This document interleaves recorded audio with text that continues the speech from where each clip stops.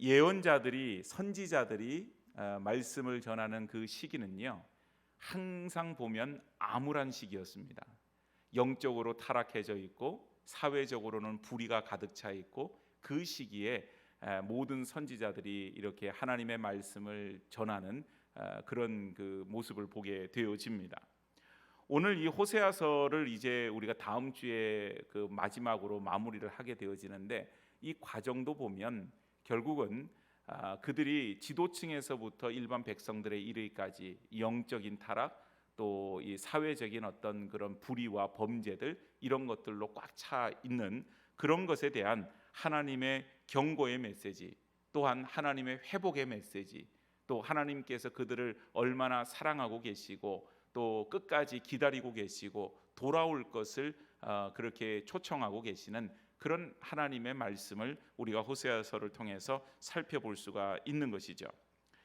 자, 그런데 오늘 말씀을 보니까 계속해서 그동안 이스라엘의 죄에 대해서 경고하고 그렇게 했지만, 이스라엘의 범죄함이, 그들의 죄악이 지금 날이 가면 갈수록 더해지는 것을 보게 되어집니다.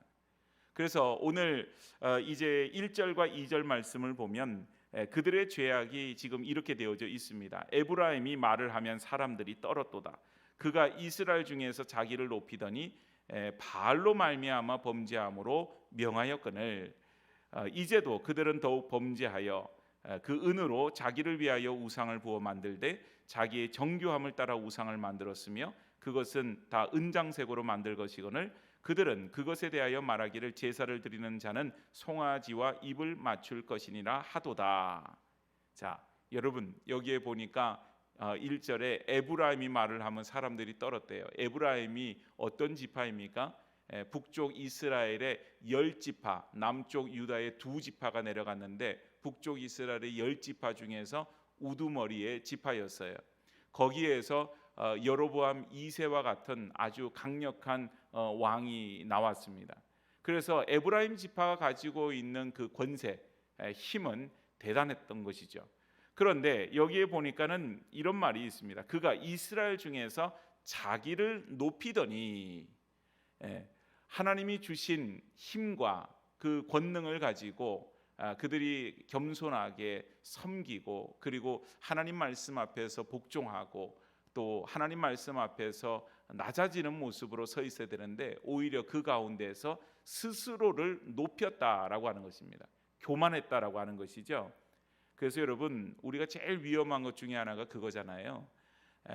그 영적으로나 또 정신적으로나 모든 것에 있어서 준비가 되지 않은 사람이 어떤 물질을 많이 갖게 되거나 혹은 어떤 권세를 갖게 되면 이것으로 말미암아 나타나는 교만함이 대단히 크고, 그것은 결국은 그에게 주어진 복이 아니라 재앙이 되기가 쉽다라고 하는 것입니다.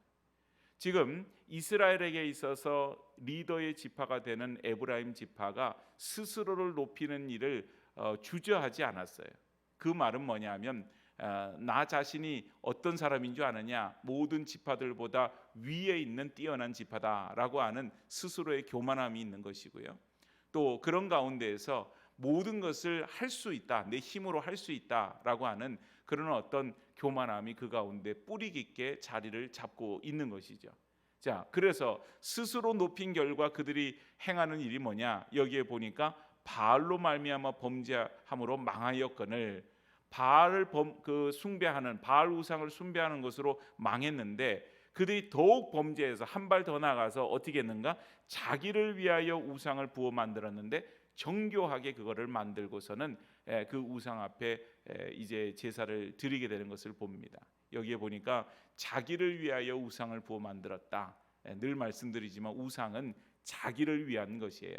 그래서 스스로 그 우상을 만들므로 인하여서 그 우상이 자기의 어떤 뒷배가 된다고 생각을 하게 되고요. 그 에브라임 지파가 스스로 높아질 적에 이 우상 숭배, 영적인 교만함과 어떤 그 현실적인 교만함이 더불어서 함께 에브라임 지파를 또 이스라엘 전체를 사로잡고 있는 그런 안타까운 모습인 거죠. 그래서 여기 표현한 대로 그들이 더욱 범죄하였다, 이렇게 얘기를 하는 것입니다. 지금 이런 지적을 하면은 죄로부터 뒤로 한 발짝 물러서서 회개의 역사가 있어야 되고 오히려 그 죄악이 줄어들어야 되는데, 선지자들을 통해서 하나님이 계속 말씀하시고 초청하시고 그렇게 함에도 불구하고 그들이 듣지 않아요. 자, 그와 같이 그들이 행하게 될 때 그들의 모습이, 여러분 3절을 보십시오. 이러므로 그들은 아침 구름 같으며 쉬 사라지는 이슬 같으며 타작마당에서 광풍에 날리는 쭉정이 같으며 굴뚝에서 나가는 연기 같으리라. 여러분, 우리가 신년 첫 주간에 복 있는 사람들 그 시편을 보면서 악인들은 그렇지 아니하며 그들은 오직 바람에 나는 뭐와 같다 그랬습니까? 겨와 같도다. 그 말씀이 여기 똑같아요. 아침 구름같이 쉬 사라지는 이슬 같기도 하고요, 또 타작마당에서 광풍에 날리는 쭉정이 겨와 같은 것이죠. 굴뚝에서 나는 연기, 다 특징적인 것은 뭡니까? 아주 대단히 이렇게 많이 있는 것 같고 꽉 차 있는 것 같지만 순간적으로 다 사라질 것들, 그런 것들이죠.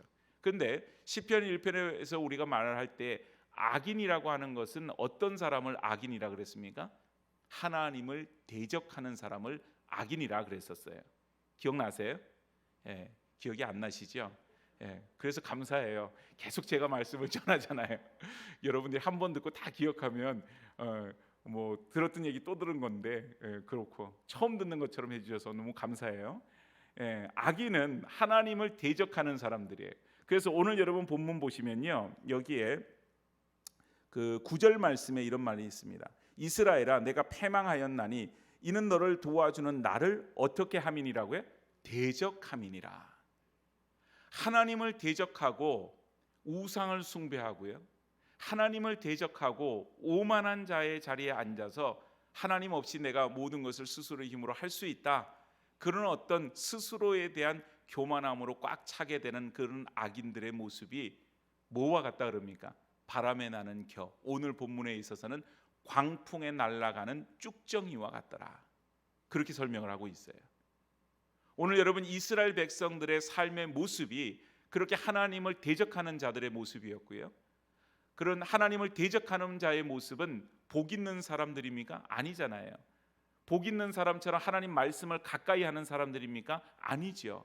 그러니까 이 말은 하나님을 대적함으로 하나님의 말씀이 아무리 증거되어도 그 말씀을 귀담아 듣지를 않아요. 왜요?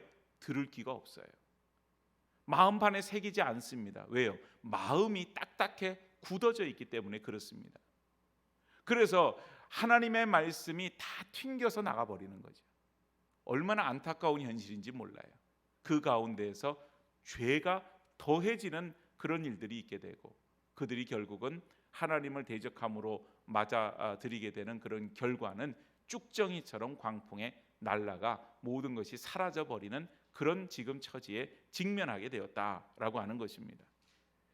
이스라엘 백성들의 이런 모습을 우리가 보면서 이 말씀이 그저 어떻게 보면 이분법적으로 의인, 복 있는 사람은 하나님 말씀을 가까이 하는 사람이지, 그리고 악인, 하나님을 대적하는 사람은 이렇게 오만한 그런 모습 가운데 있고, 그리고 스스로를 높이는 그런 모습이고 우상을 숭배하는 그런 모습이다, 이렇게 이제 나눠놓고서는 그러면 나는 어디에 속하지? 이렇게 생각해 보면 적어도 나는 복 있는 사람까지는 잘 모르겠지만 악인, 하나님을 대적하는 그런 자리에 있지 않는 것 같아. 그리고는 나랑은 조금 관계가 없는 이야기, 그렇게 생각하기가 쉽습니다. 그런데 여러분, 성경에서 하나님 말씀을 가까이 하지 않으면 언제든지 사람은 우리 안에 있는 죄성 때문에 결국은 하나님을 대적하는 자의 자리에 가까이 나가기가 쉽다라고 하는 것입니다. 여러분, 이스라엘 백성들이 어떤 백성들이에요? 하나님이 택한 민족이었고요, 하나님의 사랑을 누구보다도 많이 받은 그런 민족이었습니다. 그런데 그들이 하나님의 말씀을 버리고 하나님을 떠나서 하나님을 오히려 대적하는 자리에 있게 되고 우상 숭배하는 자리에 있게 되는 것, 여러분 그것이 무엇 때문이라고 그렇게 생각하세요? 그들이 정말 믿음을 다 잃어버렸기 때문에 그런 것도 있겠지만 이것은요, 말씀을 가까이 하지 않은 결과가 되는 것입니다.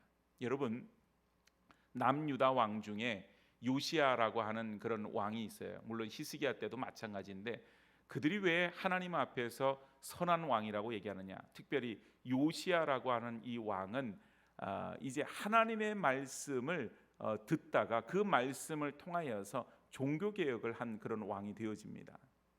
그러니까 하나님의 말씀을 들으니까 자신들이 지금 하고 있는 것이 얼마나 커다란 범죄인지를 깨닫게 되어지고 믿음을 새롭게 하는 일에 그 왕이 전심을 다했다고 하는 것입니다. 여러분, 하나님의 말씀은 그와 같은 것입니다. 하나님의 말씀이 우리 가운데 있지 아니하고 우리가 말씀을 가까이 하지 않을 때는 무엇이 죄인지 무엇이 그릇된 것인지 판단하기가 대단히 어려워요. 그래서 세상의 도덕적인 기준, 윤리적인 기준이 아닌 하나님의 말씀이 가르치는 그런 온전하고 올바른 길, 그 길을 우리가 쫓아서 가야 된다고 하는 것이죠. 그래서 오늘 여러분 이스라엘 백성들이 이와 같이 아침 구름같이 쉬 사라지는 이슬 같고 또 타작마당에 광풍 부는 그런 쭉정이 같고 굴뚝에 나는 연기같이 그렇게 있다가 사라져버리는, 그래서 나중에 이스라엘이 어떻게 되느냐, 결국 나중에 아수르에게 패망한 다음에 뿔뿔이 다 흩어지게 되는 겁니다. 그래서 이 10지파가 되는 남유다보다도 훨씬 큰 세력을 가지고 있었던 이스라엘은 이제 어떻게 보면 패망과 더불어서 사라져버리게 돼요.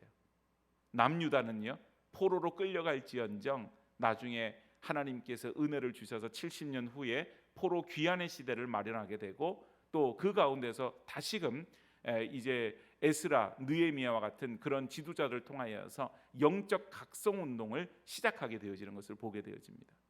그래서 이 이스라엘이 정말 굴뚝에 나는 연기와 같이 사라져 버리는 것 다른 게 아니에요. 하나님이 수없이 많은 말씀을 선지자를 통해서 했지만 듣지 않습니다. 그 죄가 더해집니다. 그리고는 스스로 높아지는 일에 관심이 있고 우상 숭배하는 일, 자기를 위해서 우상을 만들고 그것을 숭배하는 일, 그런 일들을 몰입을 하게 될 때 결국은 하나님의 심판 아래에 놓여질 수밖에 없다고 하는 것이죠. 자, 그러면 하나님께서 그 가운데에서 항상 얘기하죠. 무슨 심판에 대한 메시지를 전하시고 또 죄에 대해서 경고의 메시지를 전하시지만 그 메시지가 선지자의 메시지의 전부가 아니라 하나님의 메시지는 항상 회복에 초점이 맞춰져 있습니다. 그래서 오늘 여기 4절 말씀을 보니까 그러나 애굽 땅에 있을 때부터 나는 내 하나님 여호와라. 애굽 땅에 있을 때가 여러분 언제적 얘기예요? 출애굽 시대가 있었고 그리고 그 이후에 가나안 땅에 들어가던 그런 시대가 있었어요. 여호수아가 이제 그 리더가 돼서 들어갔던. 그리고 나서 영적인 암흑기라고 얘기했던 사사 시대가 있었습니다. 사사 시대가 끝난 다음에 비로소 이제 사울 왕이 등장하고 다윗 왕이 등장하고 솔로몬이 등장해요. 오늘 호세아서는 그 이후로 오랜 시간이 흘러서 거의 이제 북이스라엘이 왕이 19명인데 거의 지금 멸망 직전에 있는 그런 그 순간에 놓여져 있으니까 출애굽 시절에는 아주 오래신 전 이야기인데 그때서뿐만 아니라 사실 이 말씀이 가리키는 것은 하나님께서는 원래부터 이스라엘의 하나님이셨다고 하는 사실이에요. 출애굽부터 뿐만 아니라 그 이전에 아브라함의 하나님, 이삭의 하나님, 야곱의 하나님이셨잖아요. 그러니까 하나님께서는 이스라엘의 모든 그 시절부터 시작해서 하나님으로서 그들을 통치하시고 하나님께서 그들의 주인 되어 주셨다, 그 얘기를 하는 거예요. 자, 그리고 나는 나밖에 내가 다른 신을 알지 말 것이라 나 외에는 구원자가 없느니라. 하나님께서 유일한 구원자가 되셔서 출애굽할 때에도 은혜로 그들을 꺼내 주셨어요. 애굽에서. 그런데 여러분 이스라엘은 어때요? 하나님이 꺼내 주시고 애굽에서, 그리고 나서 홍해를 만났을 때 그걸 갈르신 것도 모세가 갈랐나요? 하나님이 갈라주셨잖아요. 그죠? 동풍을 불게 하셔서 갈라주셨어요. 또 광야에서 목이 마를 때 반석에서 물이 나게 하신 것, 마라라고 하는 곳에서 마실 물을 얻게 하신 것, 배가 고플 때 만나와 메추라기로 먹이신 것, 누가 하신 것입니까? 하나님이 하신 거예요. 하나님께서 이스라엘의 구원자셨던 겁니다. 가나안 땅에 들어갔을 때 여리고성을 만났어요. 그건 누가 무너뜨리셨나요? 하나님이 그렇게 하셨어요. 하나님께서 늘 그들의 왕이 되어 주셨고, 그들을 이끌어 주셨고, 그들을 보호하여 주셨고, 그들을 먹이셨고 입히셨습니다. 하나님만이 그들의 구원자가 되셨다고 하는 사실이에요. 그러면요, 지금 이 순간에 이 이스라엘 백성들이 멸망을 앞두고 있는 이 순간에 그들을 구원해낼 자는 누구입니까? 아수르인가요? 애굽인가요? 아니면 그들의 지금 세워놓은 그런 왕이 그들을 구원해낼 수 있습니까? 누가 구원할 수 있습니까? 하나님만이 구원자이신 것입니다. 오늘 마찬가지예요, 여러분. 우리가 삶에 있어서 어떤 어려운 일을 만났을 때 나에게 어떤 누가 도움이 될 수 있을까? 어떤 일들이 나에게 도움이 될 수 있을까? 여러분, 우리가 어떤 일확천금을 우리가 만난다 할지라도 그것으로 해서 내 문제가 다 해결될 것 같아도 하나님만이 나의 구원자이심을 믿습니다. 하나님이 나를 구원해 주시지 않고, 나를 붙들어 주시지 않고, 보호해 주시지 않고, 나를 먹이시지 않으면 우리는 죽을 수밖에 없는 존재라고 하는 사실이에요. 죄로부터 누가 우리를 구원해 줄 수 있나요? 오직 예수 그리스도 그 보혈의 능력, 그 이름만이 우리로 하여금 그 죄로부터 꺼내 주실 수 있는 것이죠.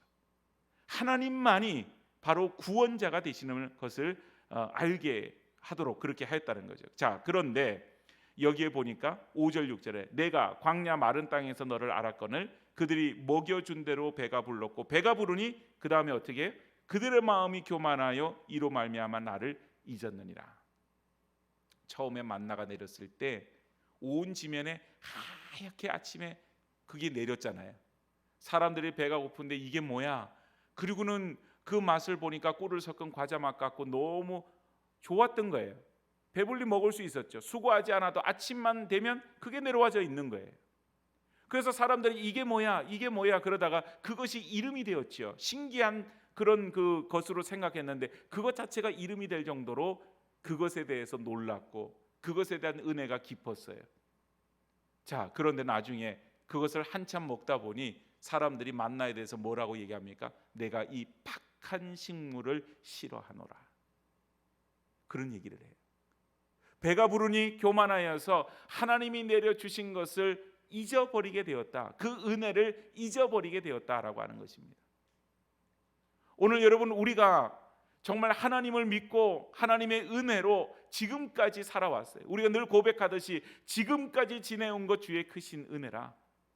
그런데 여러분, 우리가 하나님의 은혜를 망각하고 잊어버리고 살 때가 얼마나 많이 있는지. 하나님이 우리를 먹이시고 하나님이 우리를 이끄시고 하나님이 우리를 보호하시고 지금도 그렇게 하나님께서 지켜주시는 것을 잊어버리고 살 때가 많이 있는 거예요. 성만찬을 할 때마다 늘 그 말씀을 드려요. 성만찬은 그것 자체를 기념하여서 하는 의식이 아닌 그 시간들을 통하여서 주께서 나를 위해서 찢기시고 피 흘리신 것을 기억하는 시간입니다. 잊어버리지 않기 위해서 우리가 그 일을 행합니다. 그래서 주님께서 나를 위해서 피 흘리셔서 그 내 죄가 주님이 흘리신 그 피로 말미암아 내가 구원함을 받았습니다. 그것을 고백하는 시간입니다. 여러분, 오늘 우리에게 있어서 주신 하나님의 은혜가 큰 줄로 믿습니다. 그 은혜를 여러분 잊어버리지 않고 있어요. 그 은혜를 우리 머릿속에 똑똑히 기억하고, 그래서 어떤 어려움 속에서도 하나님께서 애굽에서 구원자가 되셨던 것처럼 하나님께서 10년 전, 20년 전에 나를 돌보시고 나를 구원하시고 나를 이끌어 주신 것, 지금까지도 하나님께서 그렇게 해주시는 줄로 내가 기억하고 믿고, 그래서 어떤 어려움 속에서도 하나님만을 바라보고 하나님만을 의지하고 다시금 하나님의 은혜가 아니면 내가 살 수 없습니다. 그 믿음으로 서야 될 줄로 믿습니다.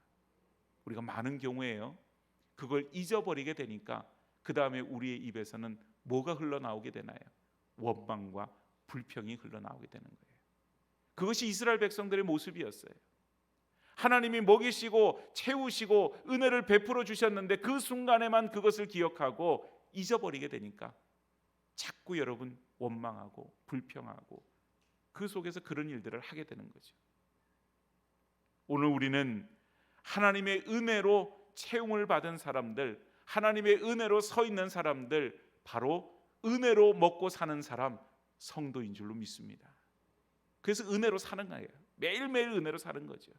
내가 떡으로 사는 것이 아닌 하나님의 입으로 나오는 말씀으로 사는 것처럼 내가 살아가는 것이 내가 밥 먹고 살아가는 것 같지만 그게 전부가 아니라 오늘 우리는 하나님의 은혜가 아니면 살 수 없습니다. 그 고백이 우리 가운데 있어야 하는 것이죠. 자, 그런데요, 그것을 기억해요? 기억하지 못하고 잊어버리죠. 마음으로 교만해요. 그래서 7절 8절을 보면은 그러므로 내가 그들에게 사자 같고 길가에서 기다리는 표범 같으리라. 내가 새끼 잃은 곰같이 그들을 만나 그의 염통 껍질을 찢고 거기서 암사자같이 그들을 삼키리라. 들짐승이 그들을 찢으리라. 얼마나 무서운 말인지 모릅니다, 여러분. 하나님의 심판은요, 두렵고 무서운 것이에요. 그래서 그 다음 넘어가서 9절에 이스라엘아 내가 패명하였나니 이는 너를 도와주는 나를 대적함이라. 하나님의 은혜를 잊어버리니까 하나님을 대적하는 거예요. 여러분, 하나님 대적한다고 하는 것이 무슨 적그리스도처럼 하나님을 대적해서 주님을 대적해서 그저 주님을 욕하고 주님을 저주하고 주님 반대편에 서서 주님을 공격하고 그런 자리가 대적하는 자리의 전부는 아니에요. 우리가 하나님을 잊어버리게 되는 순간 우리의 마음속에는 온통 세상 것들로 꽉 차게 되는 겁니다.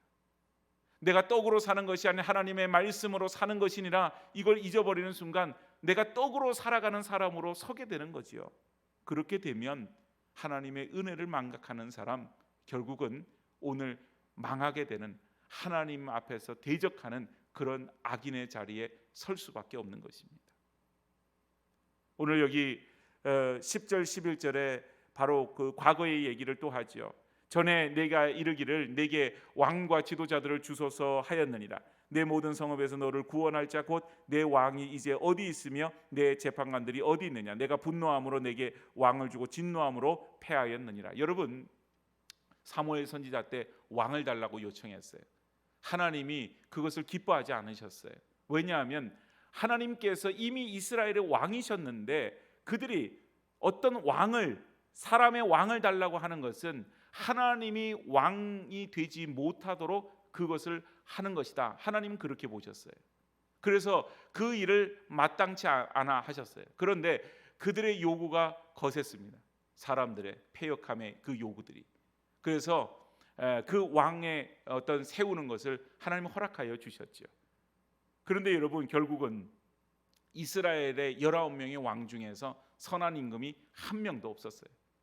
유다의 그 다윗과 솔로몬 그 후예들로 왕들이 채워져 있지만 거기 가운데에서는 그나마 조금 선한 왕들이 있었어요. 히스기야나 요시야 같은. 그러나 거기도 대부분의 왕들은 하나님 말씀 어기고 우상 숭배하고 그런 자리에 있었던 왕들이에요.